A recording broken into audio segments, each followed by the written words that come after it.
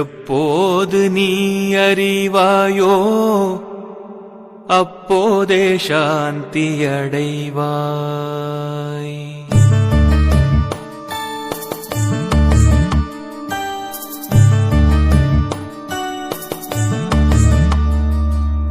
எப்போது நீ அறிவாயோ அப்போதே சாந்தியடைவாய்.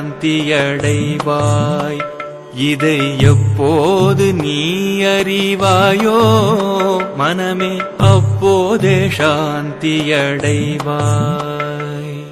இப்பாரில் எப்போதும் எல்லாம் இறை அருளால்,